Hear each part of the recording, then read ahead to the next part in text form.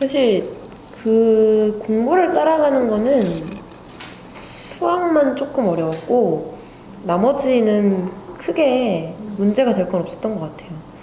그게 뭐 사실 초등학교 때 갔다 온 거기 때문에 지금 와서 생각을 해보면 그 공부를 따라가는 거는 크게 어렵지 않아요. 내가 한국말을 다 까먹는 게 아니라, 그러니까 언어를 아예 교체를 하는 게 아니라 또 하나의 언어를 배우는 거기 때문에 한국말 그리고 한국의 교육 시스템에 적응하는 게 그렇게 어려웠던 것 같진 않아요. 저는 되게 쉽게 적응을 했고, 사실 그러니까 미국에 갔다 온 다음에 우리나라에 이 공부에 적응을 하는 거에 있어서 어려움을 저도 예상을 했었고 저희 엄마도 되게 걱정을 했었어요. 그래서 미국 갈 때 수학 문제집을 2개를 들고 왔었어요. 하나도 안 풀었죠. 그러니까 풀긴 풀었는데 그게 풀 때마다 이제 넌 뭐 무슨 공부를 하고 있냐, 가서 놀아라 나가서, 그 얘기를 너무 많이 들어서. 네, 거기 엄마 뭐 친구들도 마찬가지고. 그래서 처음에는 풀어야지 했는데 마지막에는 그냥 풀지 말아야겠다. 내가 이걸 풀어봤자 사실 거기에 적응하는 게 더 중요했기 때문에, 그리고 거기랑 어울리는 게 더 중요하다고 저는 어렸지만 그렇게 생각을 했던 것 같아요. 지금 생각을 해보면. 그래서 돌아오기 한 2달 전부터 컴퓨터스쿨 하면은 맨날 얘기가 엄마한테 혼나는 거예요. 맞아. 왜 수학 문제 안 풀었냐. 뭘 했지 엄마가. 근데 왜 안 풀기 잘한 것 같아요? 네, 안 풀기 잘한 것 같아요. 그거를 풀어도 크게 도움은 되지 않아요. 제가 생각했을 때 그냥 감을 유지하는 정도? 그리고 거기서도 뭐 수학을 하고 하니까 물론 난이도가 우리나라 학생들이 하는 것보다는 쉽지만, 그래서 진짜로 저는 이 미국을 갔다 온 게 중고등학교 때보다는 대학에 와서 더 많은 효과를 얻을 수 있는 것 같아요. 그러니까 아까 얘기했던 것처럼 사실 지금 그 과목 자체를 이제 교수님들이 영어로 수업을 하시는데, 그러니까 한국말로 수업을 하시는데 이제 용어나 이런 데피니션이 슬라이드가 다 영어로 되어 있어요. 강의 자체가. 그럼 이제 뭐 A의 데피니션이 뭐 이거다. 그러면 이제 제 동기들은 거의 다 이제 그 데피니션을 한국말로 번역을 해서 공부를 하더라고요. 근데 솔직히 그런 전문 용어나 이런 게 영어로 보는 게 훨씬 편하고, 저는 제 데피니션을 읽는 것도 그냥 영어 그대로 읽고 이거구나 이렇게 해서 의미를 이해를 하는데, 이제 다른 사람들은 그걸 한두 번에 더 단계를 거치더라고요. 근데 그게 사실은 중고등학교 때는 쉽게 경험할 수 없는 거고, 우리나라 특성상 이제 대학에 오면 그게 확실히 내가 갔다 왔기 때문에 이거에 대한 이해가 빠르구나 라는 걸 느끼는 것 같아요. 갔다 와서 공부에 적응하는 거는 그냥 본인이 조금만 노력을 하면 해결이 되는 문제지, 우리나라 그 공부에 적응을 하는 그 근본적인 문제가 미국에 갔다 오는 거에 있다라고 말하기는 어려운 것 같아요.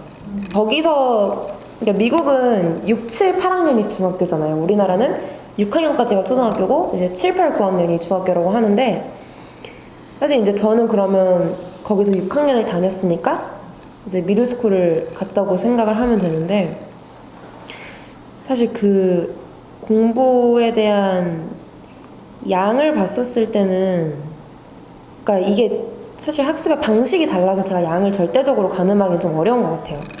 우리나라는 좀 주입식이 되게 많고 문제를 풀고 이제 뭐 문학작품을 봐도 정답이 있잖아요. 근데 사실 제가 미국에서 경험했던 교육은 답을 내는 거라기보단 되게 프로젝트가 많았어요. 그러니까 소위 말해서 지금 대학교 과제? 그런 게 되게 많아서 팀플도 굉장히 많았고, 그리고 공부를 하는 것도 사실 시험 공부도 그렇게 열심히 하지 않았던 것 같아요, 저는. 근데 그냥 시험 전에 그냥 스터디 가이드 나눠준 거 그냥 보고 책 몇 번 읽고 하면 그냥 A 나오고 그랬던 것 같아요. 사실 성적을 잘 준 것 같기도 한데, 그러니까 대학교 입시를 경험한 입장에서 주입식 교육도 사실 필요하지 않은 건 아니에요. 그러니까 지금 생각을 해보면 중고등학교 공교육 그렇게 주입식을 했던 것도 사실 머리에 남기는 남거든요. 근데 그래도 만약에 내가 2개 중에 하나만을 선택을 해야 된다면 저는 그 미국의 방법을 택하고 싶어요, 사실.